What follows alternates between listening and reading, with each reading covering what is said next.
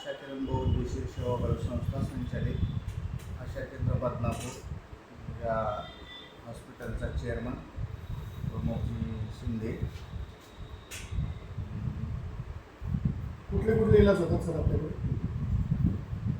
सगळ्यात महत्त्वाचं आपल्याकडे पॅरेलायसिस, मणक्याचे विकार, वातविकार असे अनेक तत्सम आजारावरती आपण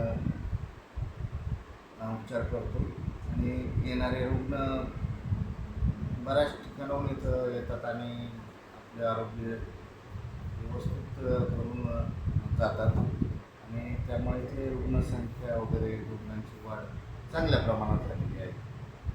पॅरालाइस नाही होण्यासाठी काय काळजी घ्यायला पाहिजे सर?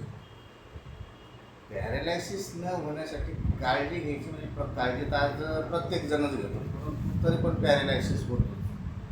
तर काळजी घेण्यापेक्षा कसं आहे, आपलं जे दैनंदिन जे आपलं जीवनाची हे आहे रुटीन, ते शक्यतो व्यायाम वगैरे आणि आपलं BP शुगर जर असलं तर ते मेंटेन वगैरे ठेवणं आणि एक सर्वसाधारण डॉक्टरांचा वर्षाच्या वर्षाला सल्ला वगैरे घेणं, त्याच्याशी तपासणी करून घेणं, याच गोष्टी याच्यामध्ये प्रामुख्याने केल्या पाहिजे.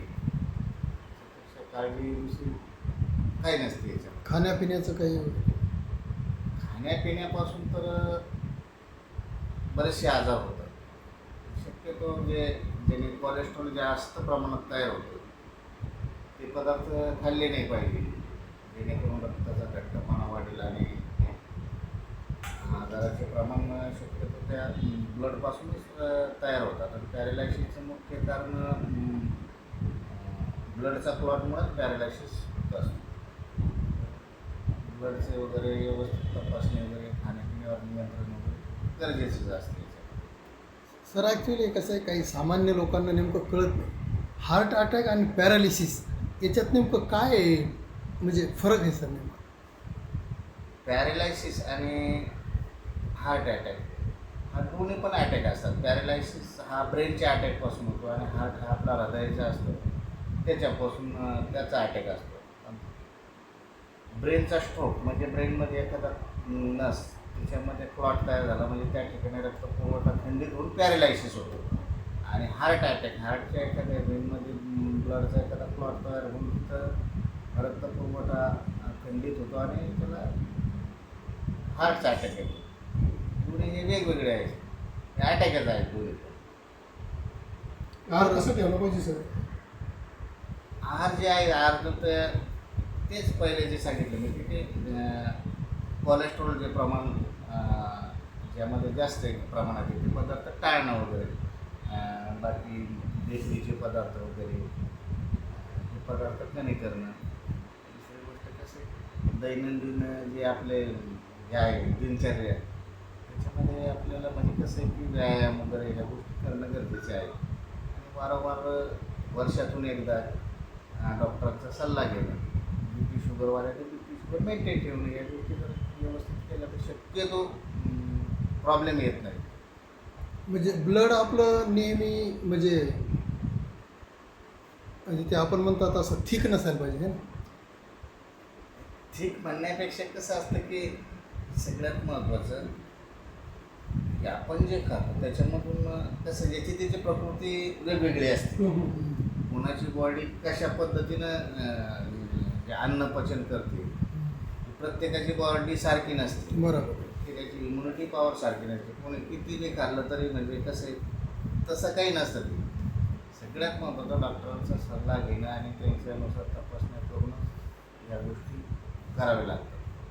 असं आपल्या मनानं समजा आपण सोडून दिलं म्हणजे आपल्याला आजारच होणार नाही असं काही नाही. काही लहान मुलांना होतात ते तर काहीच हे करत नाही, परंतु त्यांची बॉडी तशी राहते. हे आपल्या बॉडीवर ह्या सगळ्या गोष्टी अवलंबून असतात आजाराच्या.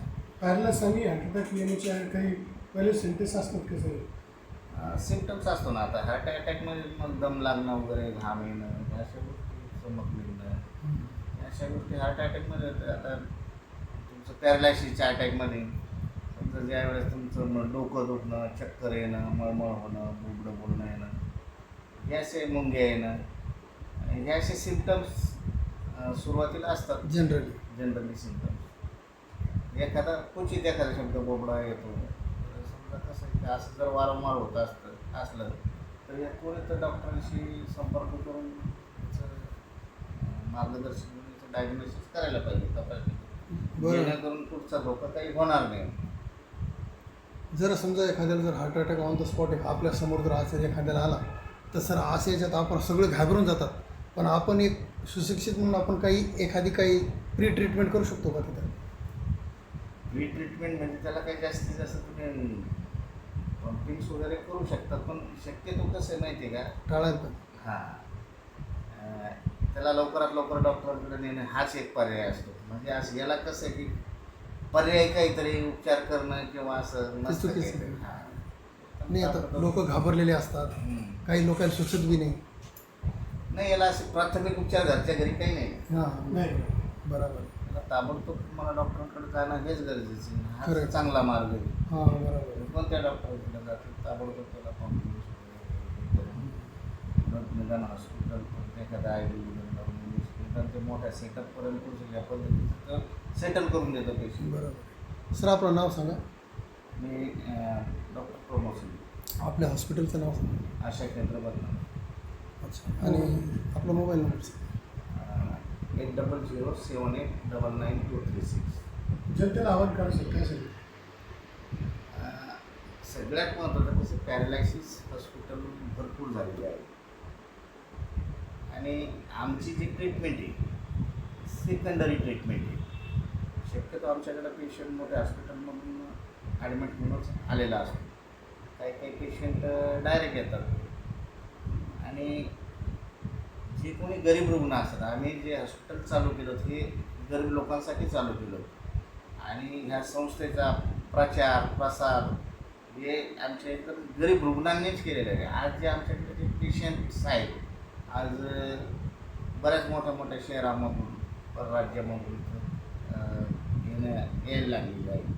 सगळ्यात महत्त्वाचं की आम्ही जी सेवा करतो ती नो प्रॉफिट नो लॉस याच्यावरती करतो. म्हणजे कसं आहे की याच्यातून उत्पन्न कमवायचं नाही आणि नुकसान बी करून घ्यायचं नाही.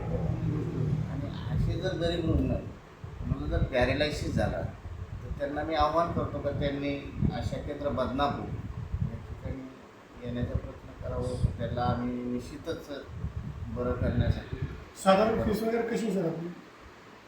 फीज जी असते आमची, समजा पॅरालायसिसची जी ट्रीटमेंट असते ही मिनिमम 1000, 1500, 2000 पूर्ण होऊन जाते. एक कोर्स असतो, याला कोर्स असतो. त्याच्यामध्ये मेडिसिन्स वगैरे, त्याच्यामध्ये पंचकर्माचे ट्रीटमेंट असतात, ॲक्युपंक्चर असतात, मेडिसिन असतं काही आयुर्वेदिक, 1500-2000 असे जे असतात. तपासणी फीस किती? तपासणी फी आमची 50 रुपये. फारच काही फीस ठेवली सर? सगळ्यात महत्त्वाचं की आम्ही ज्यावेळेस हॉस्पिटल चालू केलं ही आमची जवळजवळ 25 वर्ष झाली आम्हाला हॉस्पिटल चालू करून. आम्ही पैसे नाही वाढवले, आम्ही रुग्ण वाढवले. आणि एकाकडून 100-500 रुपये घेण्यापेक्षा आम्ही तसे 50 पेशंट तयार केले. 50चे 100 झाले. त्यामुळं आम्ही येणारा आमचा खर्च त्याच्यातून एका पेशंटकडून काढण्यापेक्षा कसं आम्ही असे 50 रुपये करून ते आम्हाला आमचं उपजीविका आणि हॉस्पिटलच्या ज्या लागणाऱ्या ज्या दैनंदिन समस्यावर हे बघतात त्याच्यामध्ये.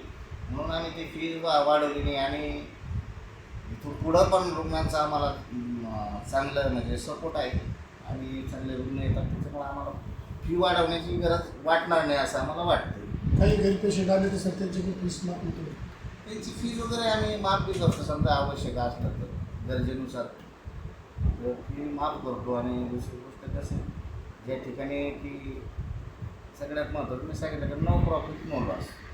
याच्यामध्ये एखादं जर आलं त्याला आम्ही हे करतो, आम्ही आमच्या याच्यामधून हॉस्पिटलच्या याच्यामधून त्याला ते आम्ही सहकार्य करतो. Okay, thank you sir.